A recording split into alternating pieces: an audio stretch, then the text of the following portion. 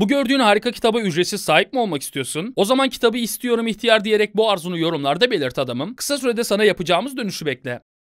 Çin Halk Cumhuriyeti. Güçlü bir ekonomi, ileri düzey teknoloji, gelişen kalabalık bir ordu ve bütün bunları mümkün kılan Komünist Parti. Selam olsun sana Xi Jinping. Çin hiç şüphesiz 21. yüzyılın parlayan yıldızları konumunda. Özellikle son 15 yıldır Amerika Birleşik Devletleri ile girdiği güç yarışında ekonomik, mali, askeri ve teknolojik denge Çin lehine süratle değişti. Amerika Birleşik Devletleri'nin bu tekel durumunu ortadan kaldırmak isteyen Çin 2050 yılında dünyanın yeni süper gücü olmak istiyor. Umarım bu konuda tekel olacak kadar başarılı olmazlar. Zira Amerikan emperyalizminden daha kötü bir şey varsa o da hiç şüphesiz komünist dalgadır. Ne? Çin emperyalizmini çok mu büyütüyorum? Bir dakikalığına Doğu Türkistan'a bakmanı tavsiye edeceğim dostum. O zaman ne demek istediğimi anlarsın. Hatta Büyük Fransız İmparator Napolyon şöyle demişti. Bırakın Çin uyusun. Ne zamanki uyanır, dünya yerinden oynayacaktır. Napolyon'un bundan haberi var mı bilmiyorum ama. Çin bugün gelişen pazar ekonomisi sayesinde refah seviyesini hiç olmadığı kadar arttırmayı başarmış ve ülkedeki orta direk sınıf bu fırsat ortamında katlanarak büyümeyi ihmal etmemiştir. Yani Çin'de yaşamak ekonomik açıdan gerçekten de güzel. Lakin bir kuşak önce Çin'de durum tamamen rezaletti. Savaş, işgal, terör ve kitlesel açlık bir dönemler Çin'in kaderiydi. Peki nasıl oldu da Çin bu felaket yılları arkasına alıp günümüz konumuna hızla depar attı? Bunu Yusuf Kayalp tarzında basit bir şekilde anlatayım. Siz de bunun mükafatı olarak kanala abone olup bu konuda bana şef verebilirsiniz dostlarım. Aynen, videoyu izleyenlerin yarısı size sesleniyorum. Tarih 1937. Japon İmparatorluğu Asya'nın tek gücü olmak ve sağ soldaki kaynakları emmek için etrafına göz atar ve hemen yanı başındaki seksi Çin'i görüp harekete geçer. Ülkenin büyük bölümünü işgal eder ve bu işgal yıllarında Çin hem ekmeğinden olur hem de gururundan. 1945 yılında geldiğimiz zaman mihver devletlerinin aksine Japonya savaşı sonlandırmak istemez ve Amerika ile arasında şöyle bir diyalog gerçekleşir. Teslim olmaya ne dersin? Asla seni emperyalist köpek. Lan sen sanki farklı bir şey yapıyorsun. Ben en azından kılıfına uygun iş yapıyorum. Yeter. Asla teslim... Japonya nükleer saldırıyla savaştan çekilir ama Çin için barış hemen başlamaz. Bu sefer ülkede milliyetçiler ile komünistler arasında büyük bir iç savaş çıkar. Kanlı savaşın kazananı kim? Komünistler. Tebrikler Mao. Komünist lider Mao Zedong iktidarı ele geçirince hafiften bir tırsmaya başlar. God korkusu tanrı korkusunun önüne geçmişti. Evet, artık göz önünde bulunan bir herifti ve kendini koruma çemberine alarak paranoyasını gizleyemedi. Böylece yakın arkadaşlarından bile soyutlanacaktı. Mao'nun ilk ve en önemli hedefi komünist devrimi Çin'in paçalarına kadar işlemesini sağlamaktı. Tabii bütün bunları yaparken Çin'i dışarıya kapatarak dünyadan izole etti. Ülkeye olan seyahatleri yasakladı ve tüm yabancıları kapı dışarı etti. Artık Çin kapalı bir cezaevinden farksızdı. Mao hayalindeki Çin'e ulaşmak için düşmanlarından kurtulmak istiyordu. Düşman dediğimde din ve kültürel alışkanlıklarından vazgeçmeyen Çin halkıydı. Mao Çin toplumunu yeniden organize edecek, yani kendi deyimiyle yeniden yaratacaktı. Bu sebeple 1953 yılında Stalin'den çaldığı, esinlendiği 5 yıllık planını devreye soktu. Plan basit ama sonuçları çok ağır olacaktı. Çin ekonomisinin tarımsal üretimi olan bağımsızlığı azaltılacak ve bir sanayi ekonomisi yaratılarak Çin küresel güç olma yolunda ilerleme gösterecekti. Bu sebeple Sovyetler Birliği'nin ekonomik ve danışman desteğiyle Çin'de yeni fabrikalar inşa edildi. Çin'in bu ilk 5 yıllık döneminde endüstriyel üretkenliği %128 arttı. Genel olarak Mao yönetimindeki birinci 5 yıllık plan salt ekonomik açıdan muazzam bir başarıydı. Hadi bunu kabul edelim suratsız herif. Peki akabinde ölen onca insan? 10 değil milyon.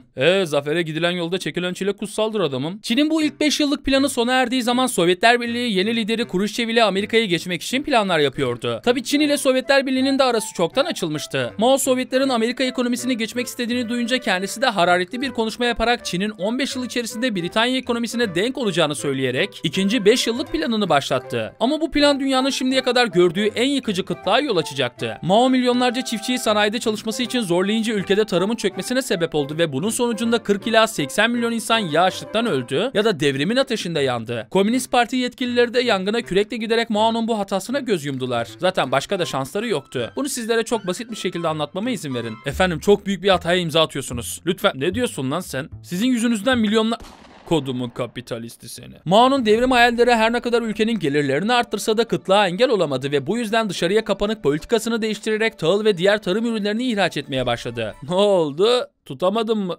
Mao 1976 yılına kadar varlığını sürdürmeyi başardı ve sonunda eşek cennetine boyladı. Ölür ölmez başta karısı olmak üzere yandaşları tutuklandı. Beter olun eşşoğlu eşekler demek isterdim ama terbiyem müsaade etmiyor. Mao'dan sonraki Çinli yetkililer daha kapitalist bir ekonomik plandan yanaydı. 5 yıllık kalkınma planları bu dönemde de dikkate alındı ve Çin süratle büyümeye devam etti. Yetkililer 1990'lı yıllarda büyüme konusunda hız kazanınca hedeflerini açık açık beyan ederek 2020 yılına kadar Amerika Birleşik Devletleri ile aynı seviyeye ulaşmak için planlamalar yaptılar. Öyle ki 2010 yılında Çin devasa devasa bir ekonomik büyümeyle azılı rakiplerinden biri olan Japonya'yı gerisinde bıraktı. 2012 yılında göreve başlayan parti genel sekreteri Xi Jinping ve ekip arkadaşları yönetime gelir gelmez reform arayışlarına girdi. Xi'ye göre bu reformlar baskıcı bir ekonomik politikadan geçiyordu. Bu sebeple devletin ve özel şirketlerin üzerindeki kontrolünü artıran Xi Jinping muazzam bir başarı yakalayarak Çin'i ekonomik anlamda neredeyse kızıl bir Amerika yaptı. Her ne kadar ülke bugünlerde tökezlemeye başlasa da Çin gelişmekte olan bir pazar ülkesi ve dünyanın en büyük ikinci ekonomisine sahip. Ancak bu statüsünü korumak için ister istemez doğal kaynaklara ihtiyaç duyuyor ve bunun için de yeni coğrafyalarda at koşturuyor. Bunlardan biri de arzuladığı doğal kaynaklara sahip olan Afrika. Çin hükümeti ve bankaları Afrika ülkelerine son 20 yılda 150 milyar dolardan fazla kredi verdi. Xi Jinping'in 2014 yılında başlatmış olduğu Yeni İpek Yolu projesinin önemli bir parçası olan Afrika'da bugün birçok ülke Çin'e borçlu. Mesela Cibuti'nin dış borcunun %70'i Çin'in borcudur. Zambiya'nın ise %90'ı. Ne güzel herifler kredi dağıtıyor. Türkiye'deki bankaların cebinde akrep var diyorsanız büyük ihtimalle hayalinizdeki arabayı almak için bankadan borç istediniz dostlarım ve düşük kredi puanınız yüzünden rage geçirdiniz. Ama çok da üzülmeyin. Çünkü Çin'in kredilerini ödemekte zorlanan Afrika ülkeleri bunun karşılığında önemli şeylerden feragat ediyor. Mesela Kenya Çin'den 5 milyar dolardan fazla kredi aldı ama bunu ödemekte zorlanınca Çin Kenya'nın en önemli limanı olan Mombasa limanına el koymak istedi. Zambiya ise 2018 yılında Çin'e olan borçlarını ödeyemeyince karşılığında uluslararası havaalanını borcu karşılığında Çin'e devretti. Sri Lanka hükümeti 8 milyar dolarlık kredi taksitlerini ödeyemeyince 2017 yılında en önemli limanını 99 yılına Çin'e vermek zorunda kaldı. Demokratik Kongo Cumhuriyeti ise 2030 yılına kadar Çin'e yıllık 10 milyon ton bakır, 400 ton altın ve 600 bin ton kobaltı sudan ucuz bir şekilde satmak için 2010 yılında sözleşme imzaladı. Nijerya, Güney Afrika ve Tanzanya gibi ülkelerde de Çin üstünlüğünü korumaya devam ediyor. Yani dostlarım bugün Afrika'da pipinizi değdirdiğiniz yer Çinliler tarafından inşa edilen projelerle dolu. Çin'in bu borç diplomasisi Kızıl Devleti Afrika'nın en büyük ticaret ortağı yaptı. Yıllık 250 milyar doları aşan Çin-Afrika ticaretiyle Pekin yönetimi harika bir ivme yakaladı. Tabi bu batılı devletlere göre açgözlülükle suçlanıyor ama Xi Jinping olmayan dinime küfreden Müslüman olsa diyerek hem kafaları karıştırıyor hem de batılılara racon kesiyor. İşin özünde Çin Afrika'yı borçlandırarak yatağa sokmaya çalışıyor ve hiç şüphesiz bu konuda başarılı oluyor. Peki Çin sadece Afrika'da mı? Hayır dostlarım. Çin'in bir diğer önemli coğrafyası da Orta Doğu'dur. Her ne kadar Çin burada ekonomik bir temel üzerinde hareket ettiğini söylese de bir Xi Jinping'in kıçından elementler uydurduğunu çok iyi biliyoruz. Zira son zamanlarda Orta Doğu'daki askeri varlığını geri çeken Amerika Birleşik Devletleri bölgede artık eskisi gibi güçlü bir konumda değil ve bu da başta Rusya olmak üzere Çin'in de dikkatini çekmiştir. Bu sebeple Çin, Suudi Arabistan'la güvenlik ve savunma alanlarında işbirliği yaparak Washington'ın